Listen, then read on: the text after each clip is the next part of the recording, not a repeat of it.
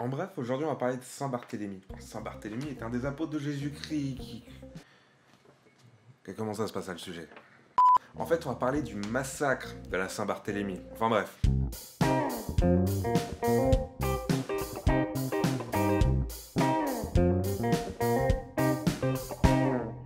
Tout d'abord, un peu de contexte. Au XVe siècle, l'Église est toute puissante. Elle décide tout, de la légalité des mariages à la légitimité des naissances.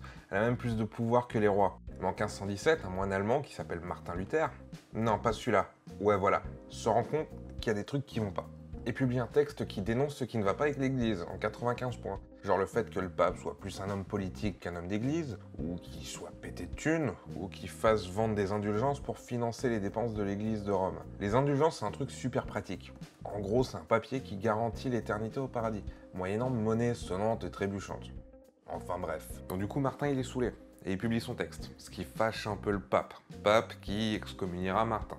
Excommunier, c'est quand on est exclu de l'église catholique. Et ça mènera donc à la réforme protestante, parce que les mecs, ils protestent contre l'église, en fait. Enfin bref, petite avance rapide, on est maintenant en 1562. À ce moment, le protestantisme est considéré comme une religion à part, qui s'est bien répandue comme il faut, à tel point qu'un Français sur 10 à l'époque est protestant. Bon, le truc, c'est que pour les catholiques, ce sont des hérétiques. Et les hérétiques, ils aiment pas trop ça, les catholiques, ce qui cause pas mal de tensions. Et pour éviter le bain de sang, la mère du roi Charles IX, Catherine de Médicis, fait signer à ce dernier l'édit de janvier, qui reconnaît aux protestants le droit de culte et de se rassembler, tant que c'est en dehors des villes. Ils doivent aussi rendre les églises qu'ils ont prises. Ouais, parce qu'en 40 ans, ils ont tapé quelques églises aux catholiques, histoire d'avoir quelque part où prier. Sauf que ils veulent pas les rendre, les églises. Certains iront même jusqu'à détruire celles qu'ils possèdent, pour montrer aux catholiques que Dieu, il en a rien à foutre de leur église en fait.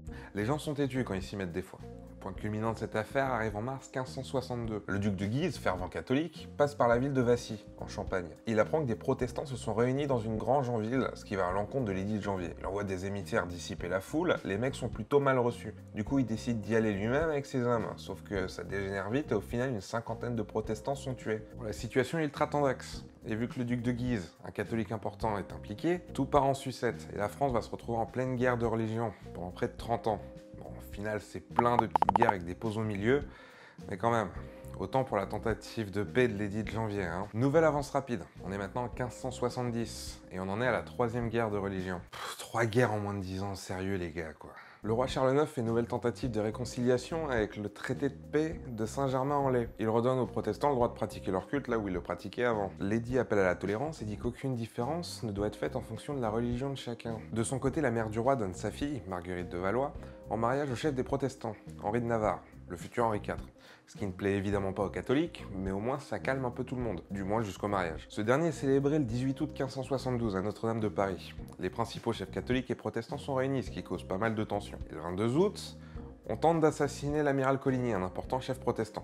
Mais ça foire. Là, c'est la panique générale. Coligny demande aux protestants de pas se venger, mais eux l'entendent pas cette oreille. De son côté, le roi commence à paniquer. L'attentat vient forcément d'un catholique et les protestants commencent à menacer de tuer le roi. Aussi parce qu'on aime bien menacer de tuer le roi en France. Il réunit un conseil dans la nuit du 23 et décide de faire exécuter les chefs protestants afin d'éviter qu'ils ne donnent l'ordre de se venger. Bon, ce que je vais dire à prendre avec des pincettes, mais apparemment le duc de Guise, encore lui, en transmettant les ordres du roi, aurait dit « le roi le permet ».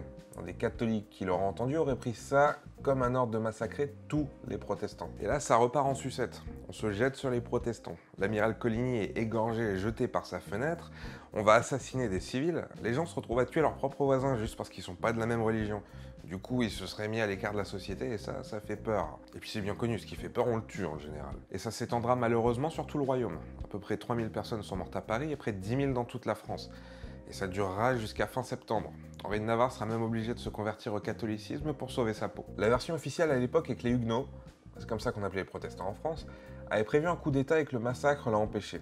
Version qui sera approuvée par le pape, parce qu'il aime pas trop les protestants non plus le pape. Ce massacre déclenchera aussi la 4e guerre de religion en France. Mais qu'est-ce qui s'est passé en fait? Sur le moment, les Huguenots se disent que c'était un coup monté. L'occasion était trop belle. Et certains commencent à se dire que le roi a fait venir tous les chefs protestants à Paris dans le seul but de s'en débarrasser. D'autres soupçonnent la couronne d'Espagne. À l'époque, la France se préparait à aller en guerre contre l'Espagne aux Pays-Bas, parce que les Pays-Bas appartenaient à l'Espagne à l'époque, mais ça, c'est une autre histoire. C'était chaud pour les protestants aux Pays-Bas. Du coup, Coligny était prêt à lever une armée pour aller les aider contre les Espagnols.